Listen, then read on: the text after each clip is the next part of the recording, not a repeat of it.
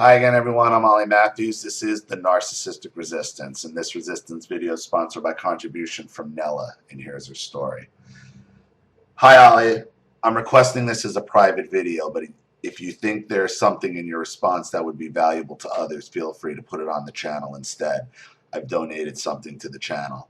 I've been watching and rewatching some of your videos where you talk about finding out who you are, or the place we give to work, or the place we give to work in our lives, having grown up in narcissistic homes. I think that my concept of work is flawed and my relationship with it is a bit unhealthy. And I think whatever is the underlying cause of this also affects my ability to maintain basic routines at home, like picking up after myself regularly, having proper meals and a routine, and other things that relate to self-care or social living. In addition to that, I've picked up some guilt around the issue, which is unhelpful. When I was very young, I think my mother would discourage play and exploration, while at the same time she started telling me that I was lazy from a very young age. She never did anything to support me in learning organization skills. And I dealt with the same thing. My mother was calling me a lazy sack of shit at 3, 4 years old, accusing me of doing things wrong so I wouldn't ever be asked to do it again. But I was never shown how to do anything.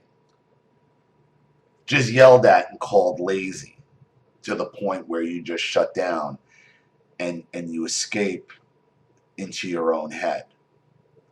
And you have no concept of what work is. Because what work is like an extension of yourself. And when you're not allowed to express yourself or play or explore, you have no self.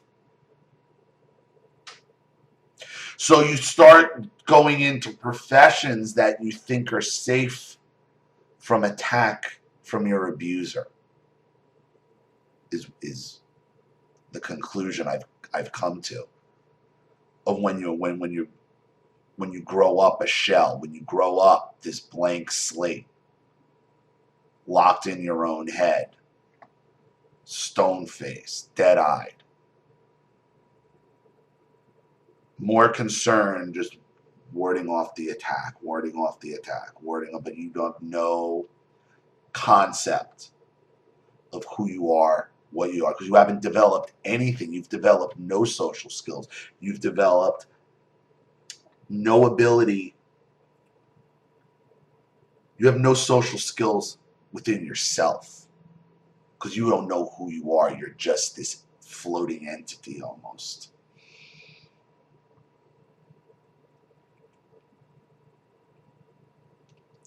As an adult, I can be quite low energy and get hung up on the most boring job I have to do at the time, to the point where I can't engage with anything else, but also fail to accomplish anything with the job I'm thinking about or avoiding until the last possible moment. I'm a last possible moment as well,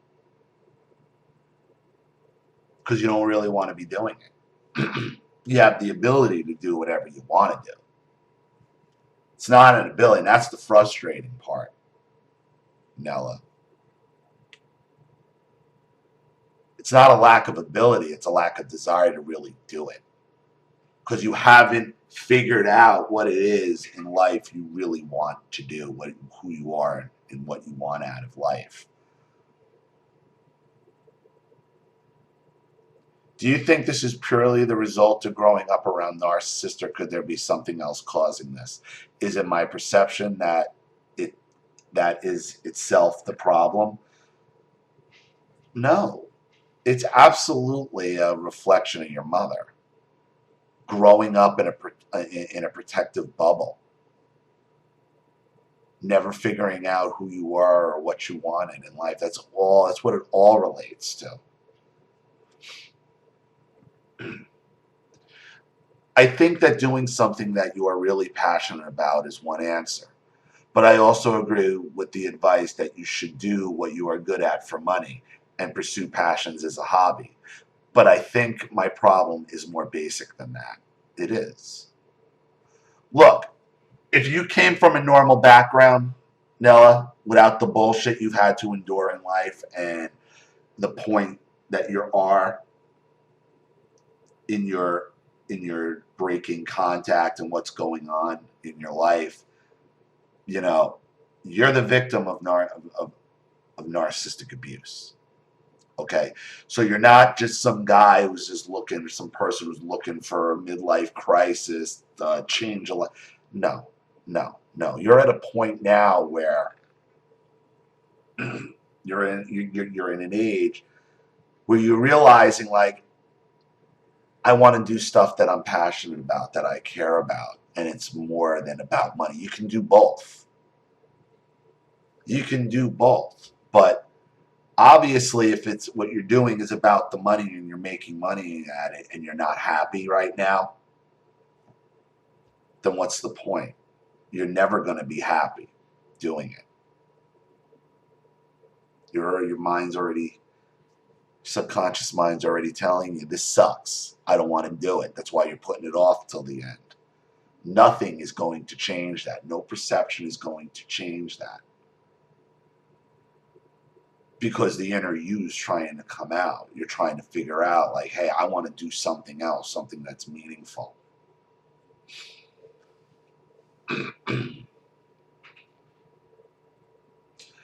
I might soon be in a position to give up my paid work and start a family. I'm both looking forward to that, but I'm also worried whether this problem will persist. I also just realized another part of this problem. Sorry, this is getting long.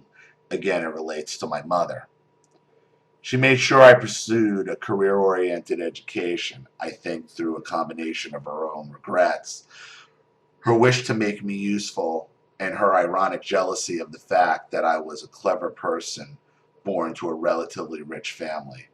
How do I shed the guilt I've internalized while being realistic and coming together with the building relationships with people of different backgrounds and ability levels? The more I think about it, the more I realize it's all her. I am not a naturally arrogant person, but I think in my own head I'm trying to compensate for a problem that isn't real. Does that even make sense? I value your opinions and advice. Nell is also somebody I Skype with. Okay. I will tell you this, Nella. You went from somebody I was deeply, deeply concerned with becoming the narcissist himself, this cold-hearted abuser,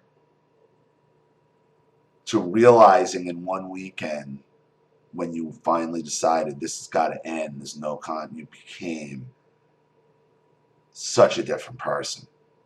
So sweet and nice. I mean, you could see who you're supposed to be.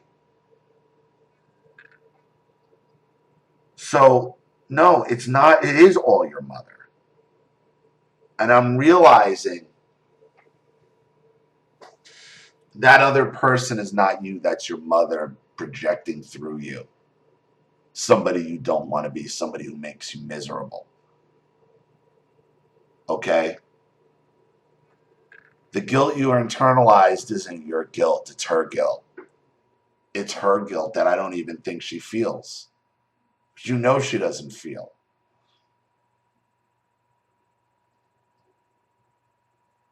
And like you said, the more you think about it, the more you realize it's all her. The more you stay away from her, the more you realize it's all her. It's not you. You're just now, within the last couple months, shattered that whole persona, that cold persona, that dead robotic persona is gone, is completely shattered from one day to the next.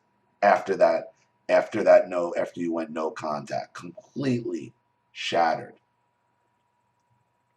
You are going to find, and this is for everybody, and this is why I'm making this public, because yeah, this is good for everybody. You're going to find, and you're so early into it, the longer you keep out of contact with this woman, the more realizations you're going to come to, and the more realizations about yourself you're going to come to. These are good things. Okay, we've all made bad career decisions. Okay, based on our upbringing. Especially when you're being called lazy as a child. You don't even understand what the concept of lazy is. It's no wonder you have an unhealthy work relationship. Gee, you're fucking being called lazy as a child by your mother, the person that's supposed to be out to protect you the most. You're going to be apt to take many risks in your professional life, getting into it without realizing what happened to you. No, you're going to go for the safest thing that you feel possible. That's not going to get you called lazy, and it never works. That always comes to catch up to you. It will always, always, always catch you, no matter what. So, thank you again for the contribution. Thank you for your story. I really appreciate it. Hope it helped. Thank you, everybody watching. Please leave any opinions or advice in the comments section below. And again, if you want your story read on the channel, you have a topic you'd like to cover, a narcissist you'd like to expose, you'd like to set up a Skype chat, phone call, have a private video made, or a Facebook chat, or you'd like to sponsor a video for someone who can't afford one, or just sponsor the channel in general, help keep the lights on, the rent paid, and see the channel grow, those are always awesome as well. You know what to do with the PayPal and email links in the description box. And if you're still unclear, wait for the instructional video link to pop up on the screen at the end of this video to walk you through all of that. Please like and share this video wherever you can. Subscribe to my channel if you haven't. And be sure to click the subscription bell to be notified of all my video uploads. I'm Ollie Matthews. This has been the Narcissistic Resistance. Take care, everybody.